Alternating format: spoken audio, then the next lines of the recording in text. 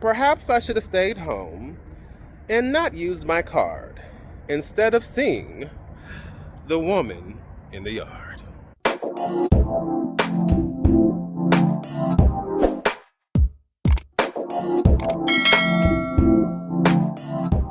Hey everyone, this is D, Movieman, fellow cinephile, popcorn addict, and emerging film critic, coming to you with reliable recaps, reviews, and reactions. And today I'm coming to you all to get another, yes, parking lot playback. Got here early, so not too many people, which is just fine with me. Alright? I love a good matinee, especially during the week. It doesn't get any better than that for me. But naturally, I am here today to give my thoughts on Blumhouse's newest release, The Woman in the Yard. Directed by Jaume Collet-Serra, and starring Danielle Deadwyler, Okwui Okpokwasili, and Russell Hornsby, among others. Story-wise, this is centered around Ramona, a young mother who attempts to put the pieces of her life back together after a terrible tragedy. However, she and her 2 children find themselves having to contend with a very unexpected intrusion when a very unsettling figure suddenly appears in their front yard. So, of course, I'm going to start with our pros, and I'm going to start with our director. As I just mentioned, this film is directed by Jaume Collet-Serra, and I first became acquainted with him when he directed the films House of Wax and Orphan. And considering that I am someone who absolutely enjoys the horror genre, those 2 films are a part of the Dark Castle lineup of films that includes House on Haunted Hill, 13 Ghosts, Ghost Ship. I love every single one of those films. I don't care if they're not perfect or, they're not scary to some. Look, those films all day, okay? Loved them then, love them right now. We'll continue to love them after this recording is over, right? Shoot, I might even go watch one after this. But yeah, I think that's the run of movies that allowed me to appreciate horror in that way, and I think his direction is pretty solid. I love the visual aesthetic here. Naturally, it's a very contained story, but there were some choices that were made with lighting, with some of the camera angles and the shots, and I found it to be really compelling. This is a chamber piece, so this is all taking place in one location in this home, and the surrounding land. So you have to kind of do a little bit more to keep the audience engaged, and I felt like the direction of it definitely helped add to that. Just the stylistic touches here was something I really appreciated. And naturally, I have to shout out the standout element of this film, and really any film, if we're going to be honest, but that is none other than Danielle Deadwyler. I was first introduced to her in The Harder They Fall, and then she's continued on from Till, which she was absolutely robbed of an Oscar nomination for, but, listen, I more often than not, that's something that happens. I've kind of gotten used to it. Between that and the most recent film I've seen her in, The Piano Lesson, Carry On, she's done so much. And there's really no point in even really listing all the films because she's always managed to be the best part or one of the best parts of any film she's been in. And I absolutely appreciate her as an actress.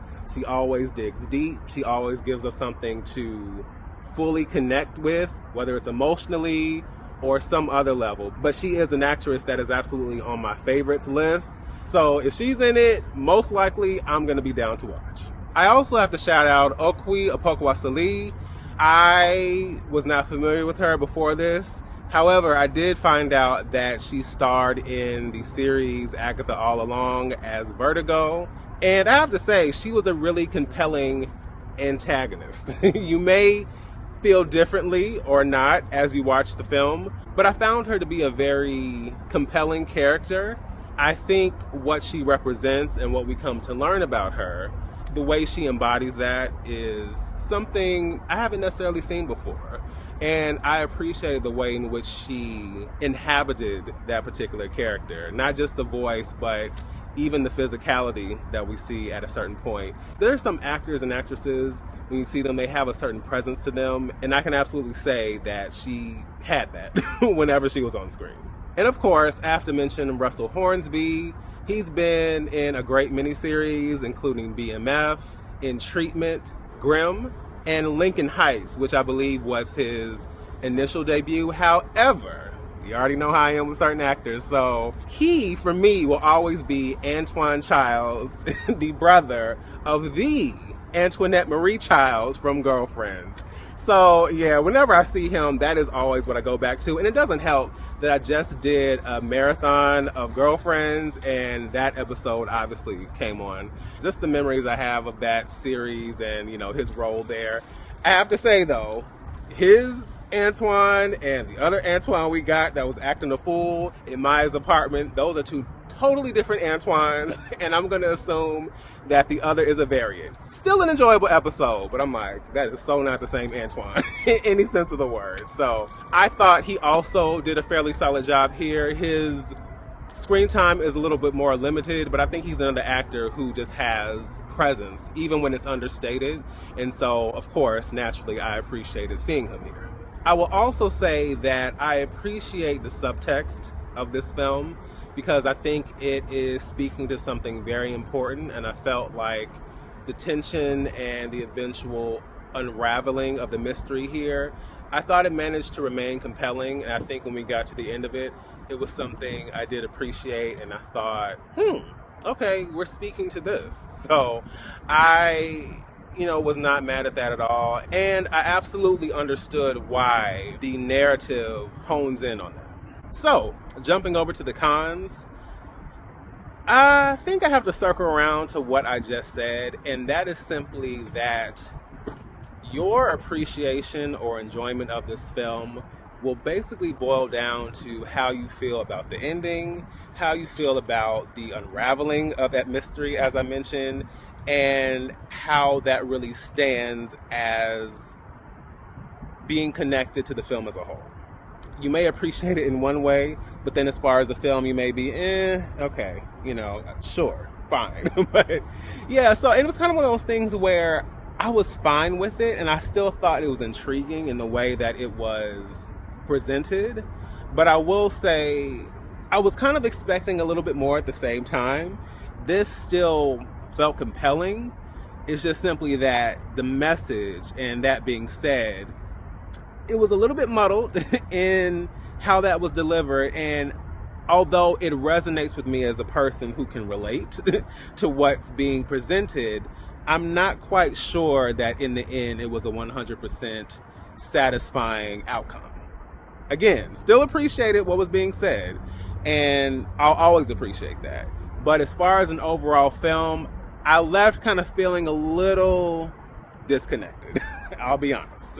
I also think that when it comes to films like this in the horror genre, it's very difficult to not fall into obvious tropes. It does its best to kind of subvert that, but it's very hard to get away from it. So it's not as obvious, and it's not as hit you over the head with the same old as I thought, or, as you might think. You're always looking for more when it comes to that particular genre, which I know is hard to do, but it doesn't quite push itself as far as it could have, even with the story and the narrative that is following. So when it comes down to it, I think The Woman in the Yard is a competent film. I feel like that sounds so flat or clinical or sterile, like it's competent. No, I think it's well made. And like I said, I appreciate the acting, I appreciate the visuals, I appreciate what it's really doing, because this is psychological horror, mind you. And so I appreciate the fact that we are using that horror piece to delve into something that is very, very real, very, very significant. But do I think it 100% succeeded in what it did? Not necessarily. I think maybe a second watch, I may feel a little bit differently, kind of knowing what I know now. But just as far as an out-of-theater reaction and my thoughts, I think it's solid. I think it's competent, as I said, but as far as it being an absolute home run, not quite. But what did you make of this film? Do you think it was well made? Did you appreciate the performances? Did you appreciate the message? Or was it just like a womp-womp for you? It wasn't a 100% womp-womp for me, but like I said, we could have pushed it further, and naturally, I'm really interested in seeing what everyone else is going to think once they see this one as well. So, once again, this is D, Movieman, signing off, and I'll see you at the movies.